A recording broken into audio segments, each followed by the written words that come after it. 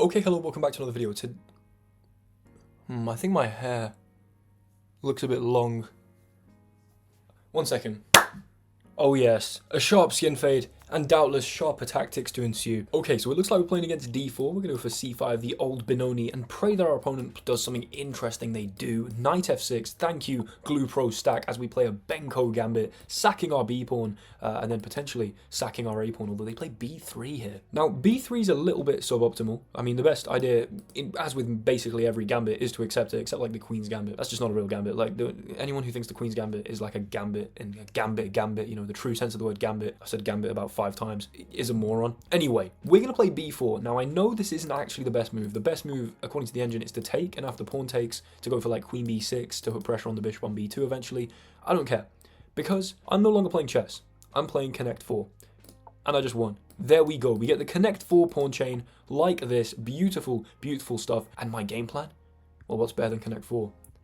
Connect 5. I want to dominate this whole diagonal with dark squared pawns. Now, it is definitely a good idea to flank it with this bishop. However, if I do this, maybe they take, and, you know, we ruin our connect 4. That might be a little heartbreaking. However, the chances of me developing the bishop down this diagonal are exceedingly slim for obvious reasons. So we are going to go g6, and I would kind of rather they didn't take, although I'm not actually sure them taking is a good idea. But it's definitely an option to consider. Okay, they don't. We play bishop g7. Beautiful stuff. We've got the fianchetto bishops looking at each other, and now a5 and a4 and maybe a3, but maybe we take and open the a file. Who really knows? But what I'm going to do now is castle kingside. I think probably I'll play bishop g4, and if they castle queen d7, and then maybe bishop h3, try and trade that off. Could be a good idea. But I think they're going to be going for e4, and maybe they move the knight somewhere to play f4 and e5 and expand like this. But a4, baby.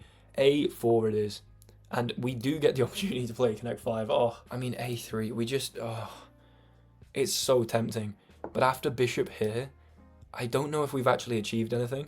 And I don't know if we'll actually be able to access it. Like, we just kind of close off this rook forever. Rooks need, you know, open files, some space to breathe. I think I'm a little bit skeptical. Right, let's just take. I think opening the a file is probably the best idea. I think rook a2, rook a2 could really be a beautiful move, and I'm just going to play it. Because I've got an idea. I've got a very serious idea, ladies and gentlemen. We have whacked our rook right in there. You can't obviously claim the a-file yourself because your rook is tied to holding the bishop. And now, oh yeah, baby. I'm going to play rook takes b2. Sacrificing the rook, drawing their rook to b2. We're now down in exchange. However, I can then take a pawn with tempo on the bishop and slap my knight onto c3. I think that's going to be ample compensation for being down in exchange. Although, we do also have knight takes pawn here. That is a possibility. Which pawn do we take to unleash the bishop onto the rook? This one's useful because then they're just sort of never doing anything with pushing it down the e-file. But if we go here, I actually have no idea which one's better. For some reason, my intuition says e4. Maybe that. Wow. You're not even gonna go to the a-file. You're just gonna go to the c-file. I guess they want to.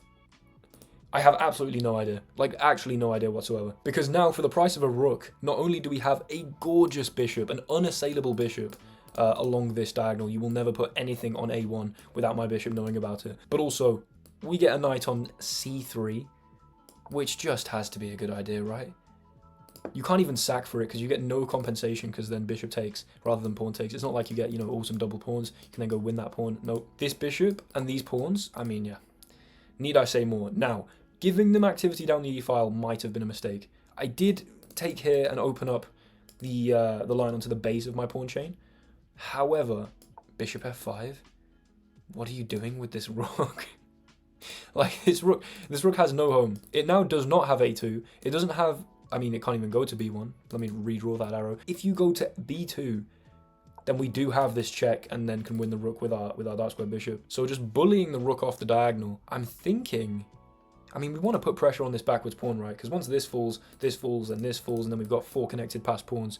Bellissimo. Connect 4, as I said, is the name of the game here. Now, I think... Oh, boys. There's no way I have bishop d3. Oh, I have bishop d3. That's so disgusting. Yeah, that is unbelievable. The positional domination. Look at my opponent's pieces. They are all within this 3x6. They are all within 18 squares of the board. Now, look at my pieces. They are within, okay, I guess we're giving ourselves an extra bit here. They are within, what is that? 42 squares of the board. I mean, the territory that we control has led to, oh my word, what a disgusting move. Bishop d3. Basically, obviously, if you haven't realized, the rook can't move. We can take that rook if we want. I'm thinking this check might be even better. Because, oh, it's too good. It's too good. You have to move the king, else you're going to hang your queen. Then we can win this rook. And then the other rook. Are you serious? I'm going to take both of your rooks. Unless you don't recapture. You could save this rook, for instance, and then I just walk out with the knight. I mean, okay, winning both of the rooks for a couple pieces. We are now a rook and a pawn up with this dark square bishop. I mean, maybe there was a better continuation there, but I think I will absolutely take it. And I think I'll be the first to get onto the A file, even though you can't access the A file with your queen. What? This is ridiculous. I think probably we should develop the knight, actually. Like, the only square it's going to is d7. So yeah, develop the knight. Queen, rook on the A file. I mean, the position basically plays itself. Do we go knight here to try trade off a couple more pieces? I think so. And okay, if you take, we can take here. We get an open H file, which we might even then play bishop f6, king g7, and rook h8. That could be funny as well. In fact, if takes, we are going to have... Oh my word. Boys, I mean, first of all, I'm just going to trade this off because we are up a bunch of material. What we're going to have here... You have to take with bishop. I don't know what they're doing.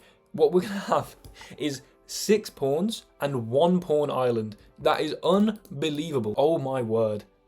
Okay, you're just begging me to play bishop f6, no? I mean, come on. We've got the just do it Nike pawn structure, but instead of being this sort of, you know, 4-pawn thing... Oh, actually, maybe I shouldn't have done that. We could just go back to g7. This might have been a little inaccurate, I don't know. Or now we just say, listen, I'm coming on the other side of the board. Pause. I kind of like just going queen a5 here. It's just, they might try and like get some orientation for like a mate. I don't know where exactly you're going to be able to find that. It is time to just walk in. Queen a2. Attack the pawn. I mean, the geometry here. They defend the pawn. Okay. Nice, man. You've not exactly defended the B pawn. All these pawns will fall. As prophesized. What a game. This has just been so enjoyable to play and hopefully enjoyable to watch. But I think I'm starting to get really good at playing against declined Benko gambits. Basically just playing b4, d6, and then playing with that that structure. They bring the queen back. I mean, okay. I think it's time to just stack here and say goodnight. Or I guess maybe we could play like bishop here. I don't know. No, we've got to get the rook active. Is it better to bring the rook to the h file though? It might be. Let's do this. Let's do this. I mean, my bishop hardly needs to retreat. It has the domain completely reinforced along all these squares here. You want to take this? Okay. Like, it's not going to do a whole lot for you. I cannot lie. Like, if I go rook here, you take, I take, you take, I could take. I'm kind of enjoying the idea of rook here, queen here, and then just mate on here because you can't, like, escape because these pawns can't be moved. I think that might be the quickest way of going after the king. And yeah, if I go off here, then queen h6 might be a little unnerving. So let's just play rook h8 here. I mean, getting on that h file. Doubtless they will take. I mean, if they don't take, there's just no possible counterplay. And if you take here, do I even bother taking the pawn? Do I just go straight to b1? There's a mate in one threat. You have no checks, or no functional checks. I mean, queen f8 to check. If you move the bishop, you get mated, unless it's bishop d1, but again, I just take the bishop if it's bishop d1. Or if it's bishop h5. Again, regardless, you move the bishop, you get mated. You can't move this pawn. You can't move the king, so you gotta move the g pawn. And then it's gonna be check, king g5, queen check here. Is that mate? I think that's mate. Oh my word. Oh my word. So they instead decide to defend the pawn like this. Okay, that's interesting. I guess you can bring the bishop back here actually to stop the access over here. That's kind of interesting. That is kind of interesting. I might now move the bishop though because there's no queen h6 threat anymore. It might be worth just playing queen here first. Yeah, let's start with queen b1. I mean, we're threatening mate in 1. Yeah, they do move the bishop back. It's quite a resourceful defense, I think. But, I mean, we also have a passed pawn, by the way. That is certainly not to be scoffed at. We also have queen here. And if you trade, you just will not stop this pawn. Okay, just because I have very little time, I think we're going to play queen f5. Now that they've successfully defended the mate threat. Now, presumably, they won't want to trade off the queens, because doing so would obviously leave them in a very hopeless position. I mean, probably, I think the engine might say that, like, bishop d4 and then going after this square and other shenanigans like that is a good idea, but this is like the most risk-free way to do it. And yeah, okay, they do trade off the queens. Yeah, I really would rather not completely butcher this at this point. So here, you can't stop me from going to this square because of the bishop. So here, I guess you take here with check. And I go here. Yeah, let's just push the pawn. I mean, you've got to bring the bishop to d3, probably, to stop this. Whoa. Oh, wait, king here, they do actually have bishop d3. I guess I'm just going to play it anyway. Okay, I've kind of butchered this, but oh well. What am I doing? Here.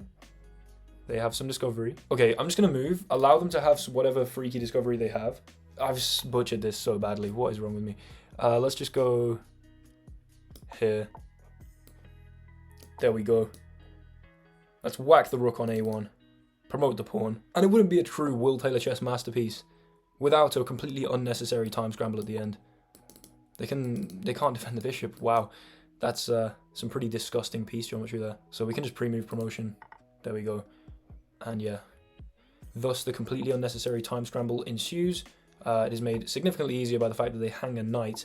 And they will not resign, of course, because they are desperately praying for some counterplay somewhere.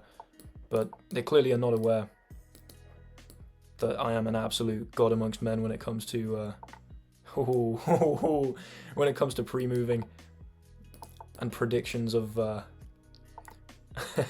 our opponent's general shenanigans. Oh yes. And then oh yes. And they can't go to any of these squares. We can push this, it's held, then we can just go here and here.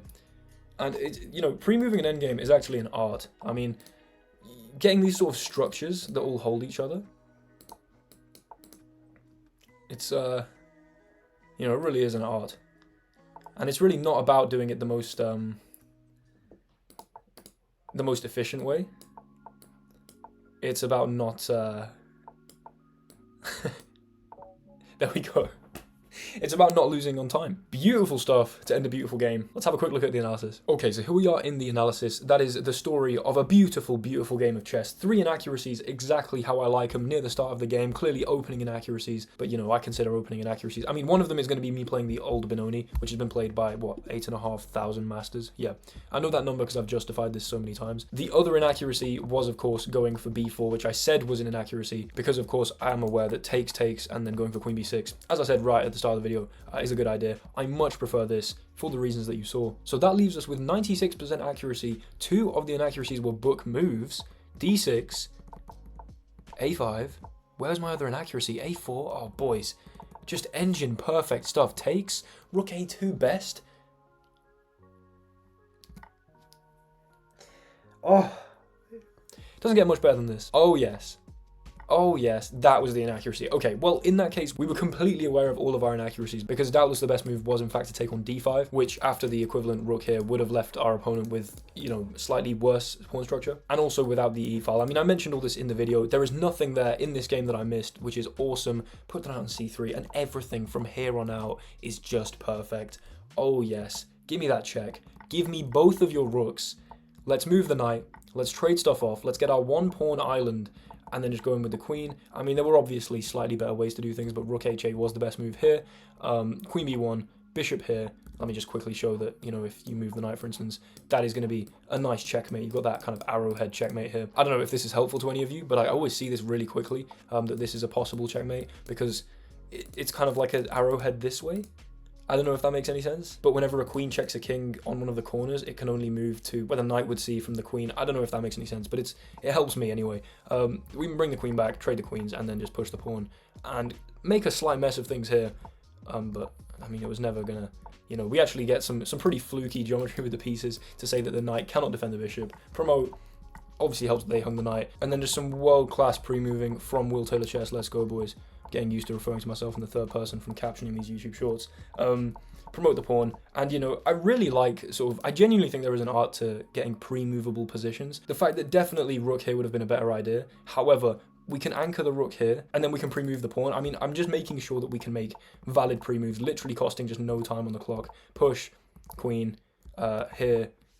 There was mate in one here. Ah, there we go. Okay, there were probably a bunch of mate in ones. No one cares though, because of course, we're just going to pre-move valid checks here, and that is that was a pre-move checkmate. Beautiful stuff. The pawn actually holding e6 here. The king holding e4, really making the most of all the pieces. But yeah, I think the highlight of that game was opening the a-file, going in, sacking that rook, slapping the knight there. And I mean, our opponent could have resigned in this position, and that would have just been perfect. Kind of everything from here, I was completely aware I was winning. It was then more just about conversion, but getting to that position, you know, using the pieces to such a beautiful end, and, you know, sacrificing the exchange because it's a beautiful tactic, and not only tactical, but it has kind of positional implications as well. I mean, yeah, I'm very proud of that game. Anyway, thank you so much for watching. Hopefully you guys enjoyed. I definitely really enjoyed playing it. Hopefully you guys learned something from that. Hopefully there aren't too many comments telling me that my trim looks like some kind of barcode. And hopefully, not only do you have a very good end to the year, I think I'll be posting this on New Year's Eve, but I wish you all nothing but prosperous 2024s. 2024 is the year where I hit 100,000 subscribers. Calling it now. It's gonna happen. Be here for it. Anyway, yeah, appreciate you all for supporting. Appreciate you all for watching. Thanks very much. Goodbye.